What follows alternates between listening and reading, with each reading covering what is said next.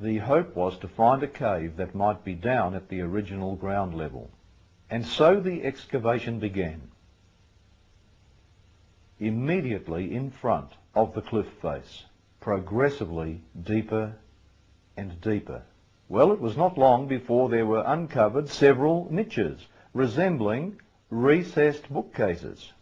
And as the digging went deeper, there were found to be 3 of these. As the digging continued down, there was exposed, about 14 feet below the niches, a bedrock. This was a ledge extended 8 feet, about 2.5 metres out from the cliff face. And as the overlay of earth was cleared away, there appeared set into the rock a square shape. It appeared to be a plug, a stone plug. On close examination, there were found to be 2 finger niches with which to pull it up. And under that plug was found to be a post hole going down over 1/2 metre, actually 23.5 inches deep into the rock. A square hole with a plug sealing it over. We have this plug in our possession. There were several objects in the chamber. These were covered over with black, dry rotted animal skins. Over these were dry rotted wooden timbers, and on top of the timbers were stones. And Ron came along over the stones between them and the ceiling. He glimpsed a black stone case. It had a flat stone top, which was cracked completely in 2. And there was found to be a crack in the ceiling. The crack was immediately above the crack in the lid of the stone case. The crack came down through the rock, leapt as it were through the air, then started again. Very, very odd. The crack extended through 20 feet, 6 metres of solid rock. The earth shook violently. At the moment of Jesus' death, the rock was torn open, and the blood came down out of his side, down past his legs, down over his feet.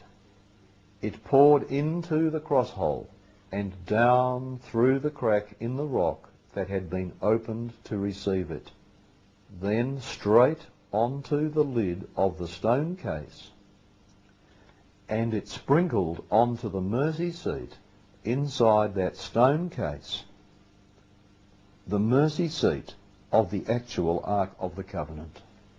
And how do we know that? Because the crack has been closely examined, and it shows copious amounts of blood having flowed down into it. It's still there, and it's human blood. Picking up passengers from coast to coast. Faith is the key. Open the doors and board them. Don't need no ticket. You just thank the Lord. Yeah. One love, one heart. Let's get together and feel alright. Everybody sing it. One love, one heart. Let's get together and feel alright. Let's get together and feel alright. Let's get together and feel alright.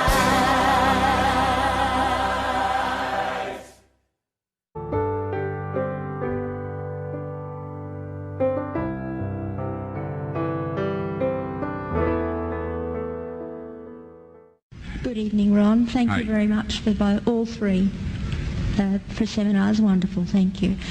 My question is that you said that you had the blood of our Lord examined by the Israelis. That's correct. What was their determination of that? And Okay. Now, we won't be able to take second questions. I'm sorry if you're on your second one, please just step out. I love you, but we're running out of time. Real quickly, okay. Dried blood is dead blood. Everybody knows that, all right? They can test the blood of the pharaohs, the mummies of the pharaohs, all right? There's certain things they can do. They cannot get a chromosome count by any method I'm familiar with, all right? Things keep changing.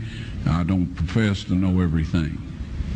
However, there's no way I know that you can get a chromosome count out of dead blood. You can get a DNA and some other things, but not a chromosome count, all right? That's done by living white blood cells.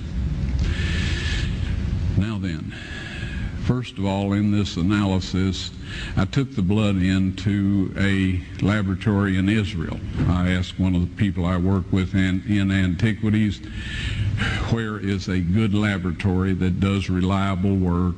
And they said, such and such, such and such. I took it. I just said, please examine this blood and tell me what you can tell me about it.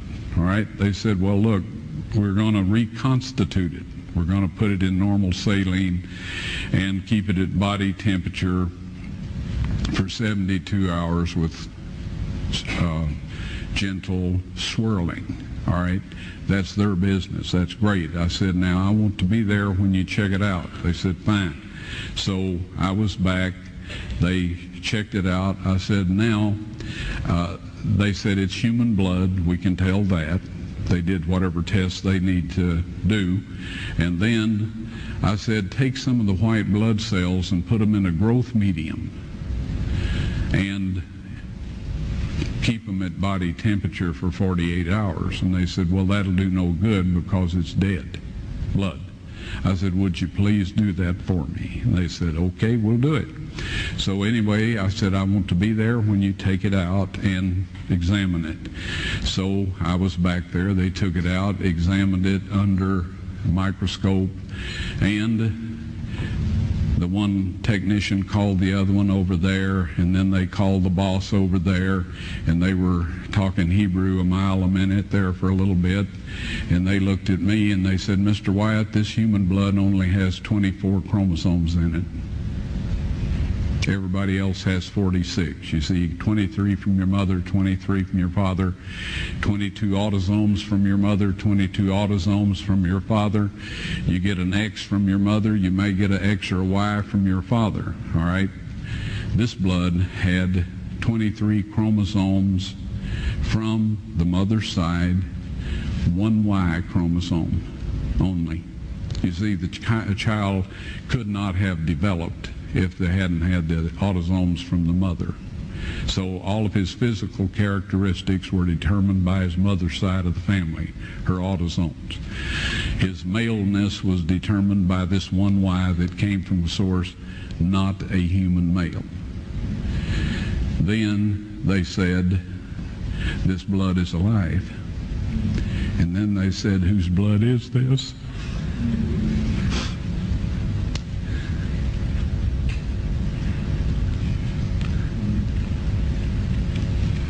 I said, it's the blood of your Messiah.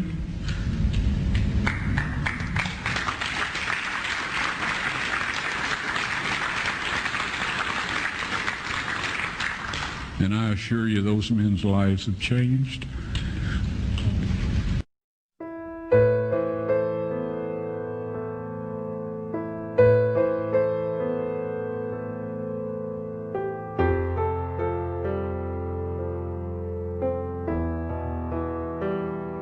In what is known as a dark field configuration. The light reflecting off the object is transmitted through the microscope and is magnified over 1,000 times. The image is then captured by a sensitive CCD camera and transmitted to a monitor for viewing at screen magnifications of up to 30,000x. Under these conditions, the tiny living particles can plainly be seen against a dark background. In 1996, my family and I made a trip to Nashville to visit the Wyatts.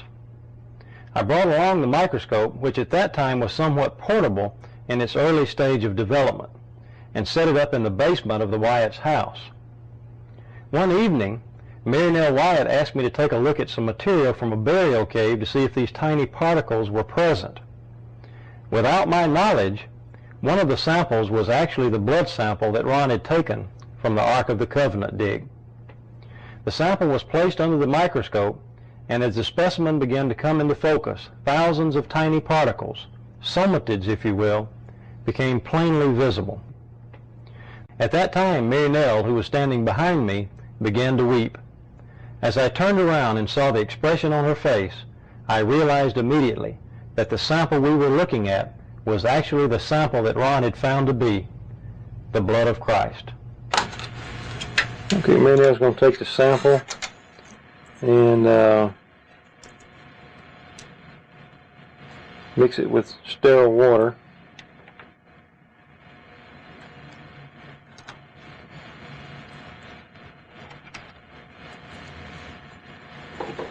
And a test tube there that we've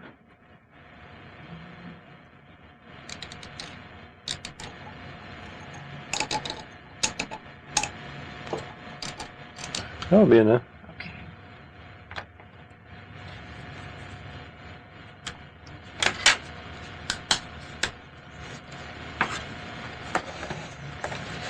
And she's going to take some sterile water and a little bit, just some drops, all we need, Mary Nell. And then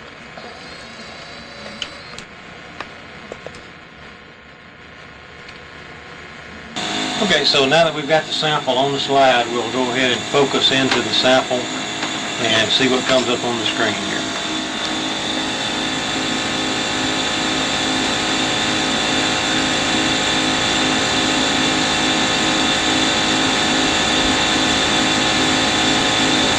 And there they are, thousands of living particles, less than a quarter of a micron in size.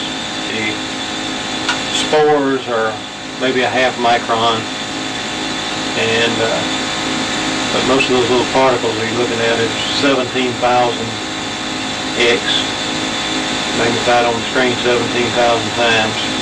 You know, in the Bible it tells us that the life is in the blood, and there's little living particles that most people are unaware that are there.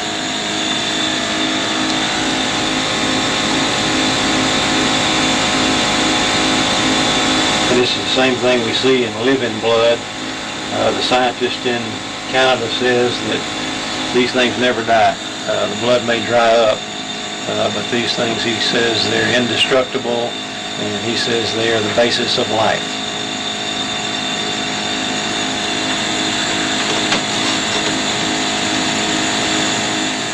The results we obtained in no way can be said to be proof that the specimen was the blood of Christ, but based on the location from which the specimen came, we believe it was what Ron believed it was. Years earlier, Ron had taken a blood specimen from the lid of the case which contained